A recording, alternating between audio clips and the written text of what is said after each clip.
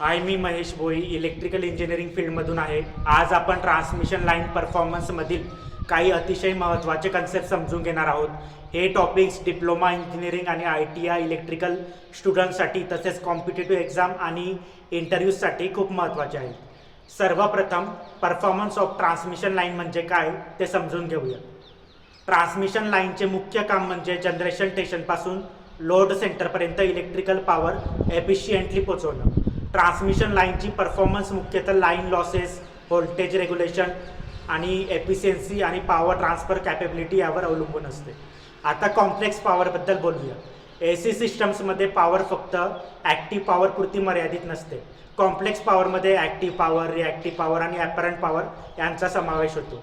Active power म्हणजे प्रत्यक्ष काम करणारी पॉवर जी किलोवॅट किंवा मेगावॅटमध्ये मोजली जाते. रिॲक्टिव्ह पॉवर म्हणजे मॅग्नेटिक फील्ड आणि इलेक्ट्रिक फील्ड मेंटेन करण्यासाठी लागते आणि ती किलो व्होल्ट ॲम्पियर आणि रिॲक्टिव्ह म्हणजेच KVAR मध्ये मोजली जाते. तर ॲपरंट पॉवर या दोन्हींचा एकत्रित परिणाम असते आणि ती KVA आणि MVA मध्ये मोजली जाते. आता सर्ज इम्पिडन्स लोडिंग किंवा SIL समजून घेऊया. सर्ज इम्पिडन्स लोडिंग म्हणजे ट्रान्समिशन लाईनवर अशी लोडिंग ज्यावेळी लाईनद्वारे निर्माण होणारी रिॲक्टिव्ह पॉवर आणि लाईनद्वारे कॉन्झ्युम होणारी रिॲक्टिव्ह पॉवर एकमेकांना बॅलन्स करते. जेव्हा लाईन SIL वर ऑपरेट करते तेव्हा ना रिॲक्टिव्ह पॉवर सप्लाय करावी लागते ना ॲब्झॉर्ब करावी लागते. त्यामुळे सिस्टम अधिक स्टेबल राहतो. ट्रान्समिशन लाईन डिझाईन आणि ऑपरेशनमध्ये SIL खूप महत्त्वाचा पॅरामीटर मानला जातो. आता लाईन एफिशियन्सीबद्दल बोलूया. लाईन एफिशियन्सी म्हणजे रिसिव्हिंग एंडला मिळणारी पॉवर आणि सेंडिंग एंडवरून पाठवलेली पॉवर यांचे रेशिओ. ट्रान्समिशन लॉसेस जितके कमी असतील तितकी एफिशियन्सी जास्त असेल. यासाठी कंडक्टर सिलेक्शन, व्होल्टेज लेवल आणि सिस्टम डिझाईन खूप महत्त्वाचे असतात. आता व्होल्टेज रेग्युलेशनबद्दल समजून घेऊया. व्होल्टेज रेग्युलेशन म्हणजे नो लोड आणि फुल लोड कंडिशनमधील रिसिव्हिंग एंड व्होल्टेजमधील बदल. गुड ट्रान्समिशन सिस्टममध्ये व्होल्टेज रेग्युलेशन कमी असणे अपेक्षित असते कारण कन्झ्युमरला स्टेबल व्होल्टेज मिळणे आवश्यक असते. आता कॉम्पेन्सेशनबद्दल बोलूया.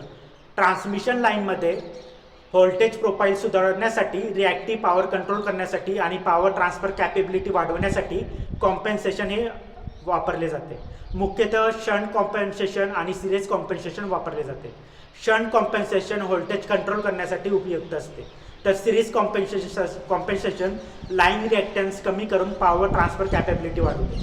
तर ओव्हरऑल पाहिलं तर ट्रान्समिशन लाईन परफॉर्मन्स समजून घेण्यासाठी complex power, surge impedance loading, line efficiency, voltage regulation आणि कॉम्पेन्सेशन हे कन्सेप्ट खूप महत्त्वाचे आहेत. हे टॉपिक्स केवळ एक्झामसाठीच नाही तर पॉवर सिस्टम इंडस्ट्रीमध्ये प्रॅक्टिकल ॲप्लिकेशनसाठी देखील अत्यंत महत्त्वाचे आहे.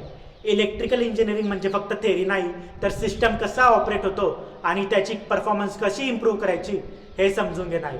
जर तुम्हाला electrical engineering, diploma, ITI competitive exams आणि करिअर गायडन्स रिलेटेड असेच टेक्निकल व्हिडिओ हवे असेल तर मला फॉलो करा. Thanks for watching.